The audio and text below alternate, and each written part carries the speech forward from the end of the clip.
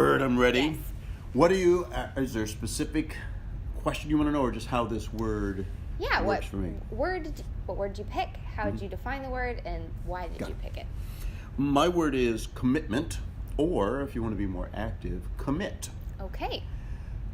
Because I think a lot of us, me included sometimes, you go halfway. You sort of go to school. You sort of do the show. You sort of exercise. You sort of eat right. You sort of commit to your relationship to Christ. And committing means going beyond, yeah, I believe. I know lots of people from, especially when I'm working at Wagon Wheel, lots of folks there who would say, well, they're Christians. And you ask them about that, and it'll be, oh, I believe in God. I live in America. Yeah. And therefore, but the next step beyond believing is committing to that and what that means. And so for me, it's interesting when I am working with people who are not committed believers, there's lots they believe that the Bible doesn't support. Yeah. But that can become a bit of a quandary for me, because I am committed to what the Bible preaches, says, believes, but I'm also committed to those people as people who need Christ. So it would be very easy to say, I'm committed to the Bible, which says you shouldn't do this, you shouldn't be that. But what I always come back to for me is the Bible says I am to love other people. I am not to judge other people. I occasionally joke with people that, I will totally judge you as soon as I become perfect. Yeah, true. Which means you're off the hook forever. But I am committed to following the teachings of Christ, following what the Bible says. And part of that is being judicious. If people ask me, what does the Bible say about such and such, I will tell them.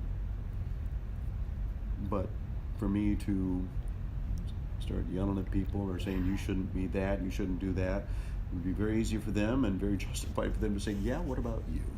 You live your life this way, or you don't love me enough to care about me. So committing to being a Christian, and there's not a halfway of doing that. I do know a bunch of people who believe this part of the Bible and that part, but the rest of it just delightful stories that don't really mean anything. And I don't think that's really committing.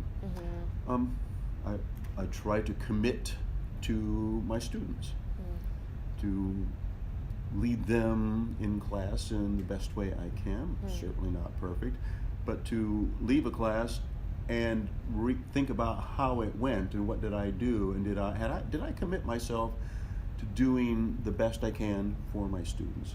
And if I didn't do that, then that's where I start rethinking, why didn't that feel like I gave my all? When I'm directing a show, I have to commit to it, because I'm sort of the, as we would say in some respects, the be-all, end-all. I'm the director and the lighting guy and so many other things, and that's just the way it is in a smaller school. So I commit to doing the show as best I can. It's never perfect because I'm involved, and nobody in the show is perfect. No. But we commit ourselves to doing the best show we can. And when we get to opening night, I am always amazed and surprised, though I shouldn't be surprised, that how it has come together, how really God is involved in that. So I feel like when I commit to giving my all to whatever the thing is, it's a show, it's a class, it's my ministry, it's my family, when I commit to giving them all, my all suddenly becomes a whole lot better, because that is reinforced by God saying, that's exactly what I wanted. I'm so grateful that God doesn't want me to be perfect. Well, he would like it, but he knows that isn't going to happen. And he says, I want you to give me your all. Your all is different from your all, and that person's all, and everybody else's all. He's not asking for perfect. He's asking for your commitment. I remember Dr. Ratza in chapel one day was talking about how we should be spreading the gospel and loving and giving to other people. And he said, I know some of you are out there thinking, well, I'm not ready, I'm not perfect. And he said, God uses imperfect people because that's all he's got. And that's really true. I am not perfect in anything I do, but God doesn't require that. He requires me to commit what I have and in whatever way I can to the person, the product, the class, whatever. How do you evaluate which things to commit to? I feel like people can make bad commitments as You well. bet. It's easy to say yes to everything.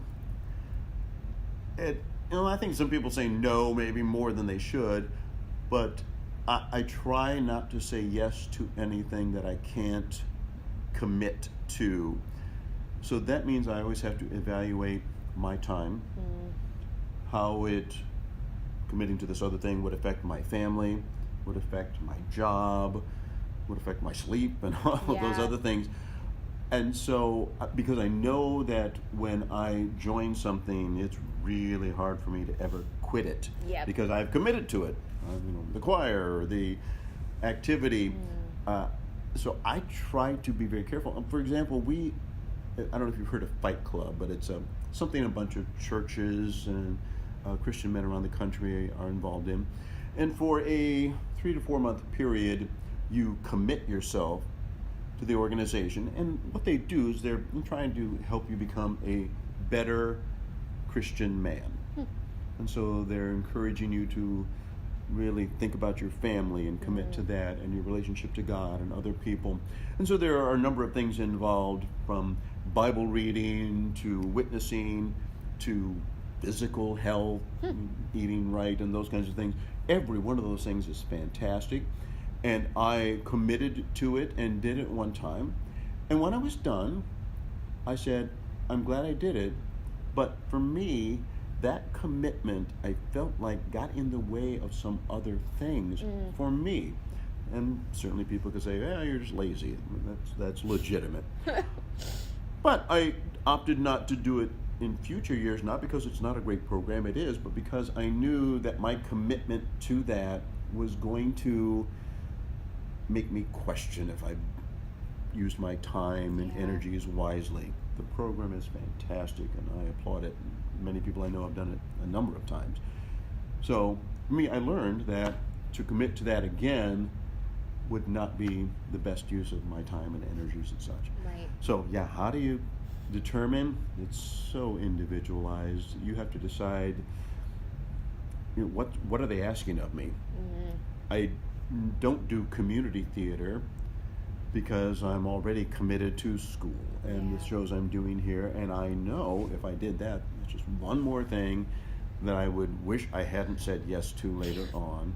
Not because there's anything wrong with it, just because it would stretch me too far.